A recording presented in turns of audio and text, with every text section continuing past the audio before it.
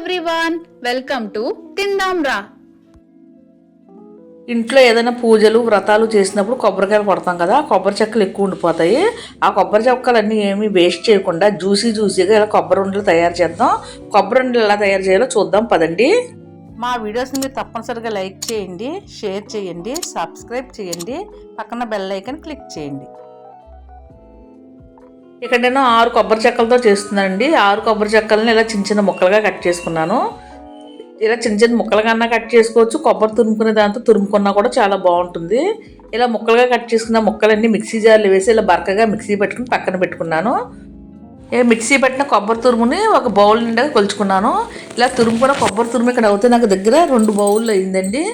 ఏ బౌల్తో మనం కొబ్బరి తురుము కొలుచుకున్నామో అదే బౌల్తో ఒక బౌల్ నిండుగా బెల్లం వేసుకోవాలి. అంటే 2 బౌళ్ళు కొబ్బరి తురుము అవుతే ఒక బౌల్ నిండుగా బెల్లం వేసుకోవాలి. ఇలా వేసుకుంటే కనుక స్వీట్ కరెక్ట్గా సరిపోతుంది. బెల్లము కొబ్బరి తురుము చక్కగా కలుపుకోవాలండి. ఇక్కడ అయితే నేను బెల్లం చిన్న చిన్న ముక్కలుగా చేసి వేసుకున్నాను, లేదా బెల్లం పొడి కూడా వేసుకోవచ్చు. ఒక పావు గ్లాసు వాటర్ పోసుకోవాలి. పావు గ్లాస్ వాటర్ పోసుకుని కొబ్బరి తురుముని స్టవ్ని సిమ్లో పెట్టుకుని దగ్గరికి అయ్యే వరకు ఉడికించుకోవాలి. మధ్య మధ్యలో కలుపుకుంటూ ఉండాలండి. స్టవ్ ఆపే ముందర ఒక స్పూన్ నిండుగా నెయ్యి వేసుకోవాలి. ఇలా కొబ్బరి తురుము అంచులు విడే వరకు ఉడికించుకోవడం వల్ల చక్కగా వస్తాయని ఉండలు. తింటున్నప్పుడు కూడా జ్యూసీగా ఉంటుంది. కొంచెం చల్లారిన తర్వాత గోరువెచ్చగా ఉన్నప్పుడు చేతికి కొంచెం నెయ్యి రాసుకుని ఇలా ఉండలుగా చుట్టుకోవాలి. మీకు నచ్చిన సైజులో ఉండలు చుట్టుకోవచ్చండి.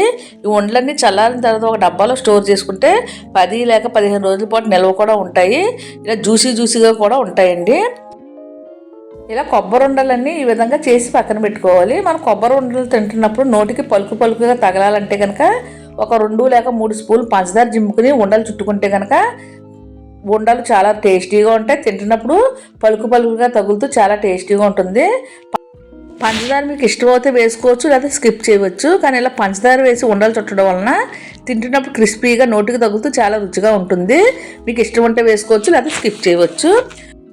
ఉండలన్నీ ఒకే సైజులో చేసుకుని కొంచెం చల్లారిన తర్వాత ఒక డబ్బాలో స్టోర్ చేసుకోండి.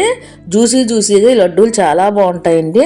మీ ఇంట్లో కొబ్బరి చెక్కలు ఎక్కువగా ఉండిపోతే కనుక ఇలా కొబ్బరి లడ్డుతో చేసి ఉండలు చేయండి. అంతేనండి, కొబ్బరి ఉండలు తయారైపోయినాయి. మీరు కూడా ఈ విధంగా తప్పనిసరిగా ట్రై చేసి చూడండి. చూసారు కదండి కొబ్బరి ఉండలు ఎంత టేస్టీగా ఉన్నాయో అండి. బెల్లం కూడా కరెక్ట్గా సరిపోయింది.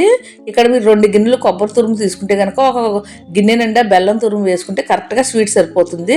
స్వీట్ కొంచెం తక్కువ తినే వాళ్ళతో కొంచెం తగ్గించుకోవచ్చండి. చూడండి జ్యూసీగా మెత్తగా ఎంత బాగా వచ్చాయి కొబ్బరి ఉండలు. మీరు కూడా ఈ విధంగా తప్పనిసరిగా ట్రై చేయండి. ట్రై చేసి ఎలా వచ్చిందో మీ కామెంట్స్ మాకు పంపండి. లైక్ చేయడం మటుకు అస్సలు మర్చిపోకండి. Thank you.